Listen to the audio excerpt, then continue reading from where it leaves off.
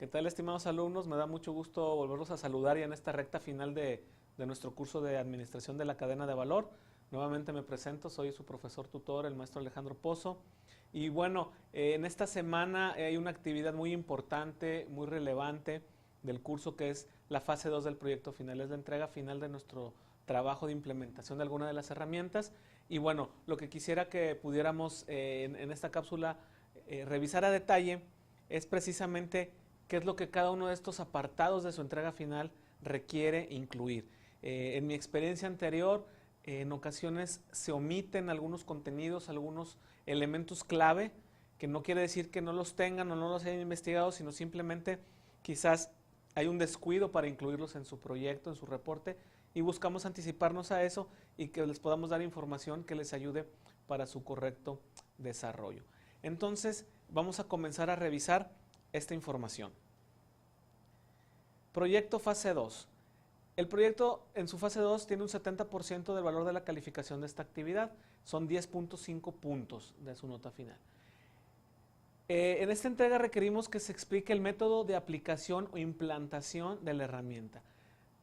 Puntualmente pedimos lo siguiente: deberán incluir y explicar la metodología de trabajo y calendarización de la implementación de la o las herramientas seleccionadas, donde muestren principales actividades, personal involucrado, fechas de trabajo y revisión.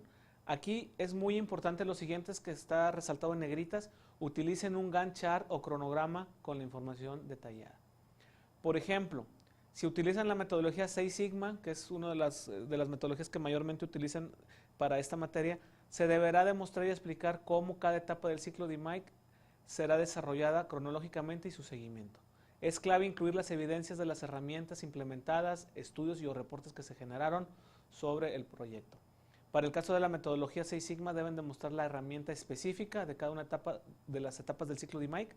Caso contrario, no será considerada como tal la implementación. Entonces, lo que tenemos que cuidar aquí es lo siguiente.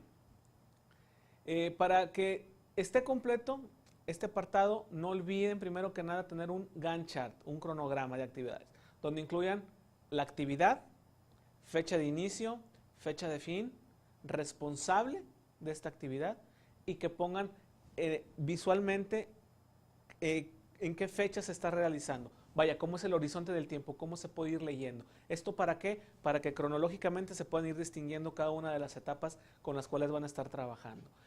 Sean más específicos al momento de delimitar estas actividades, no nada más generen bloques muy generales. Necesitamos lograr encontrar la evidencia de que han realizado una estructura correcta de actividades, un buen detalle, los responsables necesarios, pero que sea una información clara.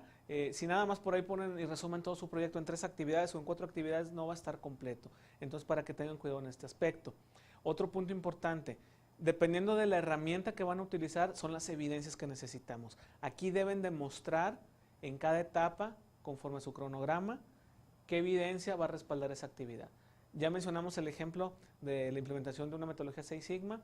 Cada etapa requiere una evidencia, pero por ejemplo, si utilizan modelos de inventarios, requerimos que nosotros podamos validar y ver qué modelo utilizaron, qué información implementaron, qué resultados obtuvieron de esa información y cómo fue que se va trabajando. De igual manera, si utilizan, por ejemplo, una reubicación de planta, un rediseño de layout, necesitamos que haya esa evidencia de qué estaciones están utilizando, cómo es el nuevo acomodo, qué duración tienen las actividades, cuál es el sustento para el nuevo acomodo que utilizaron, cuál es la eficiencia de la línea y demás. Entonces, en resumidas cuentas, necesitamos que incluyan en detalle la evidencia de cada una de las herramientas. Si dicen que van a implementar algo y no incluyen este elemento, no se les va a poder acreditar dicho apartado. Entonces, es muy importante que recuerden esta información. Siguiente punto: obstáculos encontrados para su implementación. Describir los obstáculos y dificultades que enfrentaron para analizar y resolver el proyecto.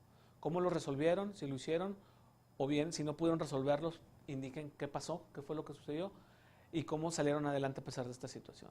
Se espera que se demuestre una explicación de estos acontecimientos en el apartado. Entonces, aquí es muy necesario que nos hagan una especie de reseña, que nos cuenten qué es lo que pasó. Si recibieron el apoyo de la gerencia, si no lo recibieron, si lograron trabajar de acuerdo al plan, si hubo dificultades, si tuvieron que hacer un plan alterno. si tuvieron que requerir apoyo, si se vieron en la necesidad de generar una interacción diferente con los involucrados, a lo mejor si se generó un retraso en el desarrollo. Esto es parte del día a día de todas las organizaciones. Aunque ustedes estén trabajando dentro de la misma organización, van a existir problemas, van a existir dificultades al momento que estén trabajando. Entonces, considérenlo e incluyanlo ahí para tener una referencia, para ver qué tan complicado, qué tan fácil fue desarrollar esta implementación. Siguiente punto. Vamos a ver los resultados obtenidos y cambios generados. Esta es una parte muy importante de su trabajo donde tiene la mayor puntuación. Necesitamos que manejen la siguiente información. Que el impacto cuantitativo real de lo que están haciendo, que lo manejen en porcentajes de productividad, desperdicio, eficiencia, scrap, dinero, en cuánto se genera en dinero, en ahorros, en beneficios, rotación de personal, etc. Se requiere tener una explicación clara y de su cálculo y o referencia de cómo se obtienen estos valores. Recuerden, un proyecto si no genera beneficio económico, a final de cuentas es un proyecto que no les va a interesar a la alta gerencia. Es un proyecto que no va a tener un impacto. Entonces necesitamos que todo lo que hagan lo traduzcan en montos económicos. La eficiencia que vayan a obtener, cuánto representa en montos económicos. La disminución del desperdicio, cuánto representa en ahorro en monto económico. Entonces esto es muy importante y que haya una referencia, no nada más se ahorra tanto, sino que hagan una referencia general, pero que tenga ciertos elementos que nos ayuden a poder rastrear el valor que están incluyendo. Y también puede haber aspectos cualitativos, mejora de la moral del personal, pérdida de confianza de los clientes, si se recupera o no se recupera imagen de la empresa. Hay otros aspectos que sí pueden ser cualitativos, pero requerimos que principalmente, como nuestro curso es cuantitativo, lo puedan reflejar de esta manera. Y respondan a las siguientes dos preguntas, esto es clave. ¿Qué innovaciones se desarrollaron en la organización como consecuencia de la implementación de esta herramienta? ¿Y qué cambios organizacionales o estructurales han desencadenado la implementación del proyecto? Aquí nos hemos topado con la grata sorpresa que un proyecto que empieza en una área, en una empresa, se empieza a multiplicar en otras áreas similares a raíz de estos proyectos. Entonces es muy importante que puedan preguntar, explorar, sensibilizarse de ver qué es lo que está pasando con esta información con la que han estado trabajando en su proyecto. El siguiente punto va a mencionar lo siguiente, los aspectos éticos. Aquí es una reflexión donde queremos conocer que históricamente dentro de la organización cómo se han pensado al momento de evaluar los resultados y beneficios de la implementación de un proyecto de mejora. Si se definen quiénes son los involucrados a lo largo de toda la cadena de suministro del proyecto de mejora seleccionada. A lo mejor aquí lo que queremos reiterar es que nuestro enfoque quizás a lo mejor solamente se enfoca a personal que está laborando visiblemente en nuestra cadena de suministro. Pero ¿qué pasa? A lo mejor no estamos considerando la comunidad, no estamos considerando a lo mejor ciertos clientes adicionales, a lo mejor no estamos considerando otras áreas relacionadas al proceso productivo de nuestra organización. A esto se refiere el aspecto de los otros. Muchas veces acotamos el impacto de nuestros proyectos, entonces queremos que hagan un análisis sencillo de ver hasta dónde puede llegar la mejora. Quizás las familias de nuestros trabajadores van a ser impactadas con unas mejoras sustanciales en las condiciones de trabajo de nuestro personal. ¿Por qué? Porque el personal va a generar un mejor trabajo, va a tener un mejor desempeño y se va a reflejar en sus resultados. Y esto también tiene impacto para las familias de nuestros trabajadores. Siguiente punto. Vamos a reflexionar sobre la inclusión o no inclusión de los otros en la implementación de su proyecto final. ¿Los incluimos, los visualizamos o no los visualizamos? Entonces, este apartado es un anexo de una cuartilla donde generen una reflexión sobre la toma de decisiones que se desarrolla con una visión integral de los involucrados en nuestros proyectos de mejora. Y ya por último, vamos a ver las conclusiones y recomendaciones. Aquí contesten dos preguntas sustanciales.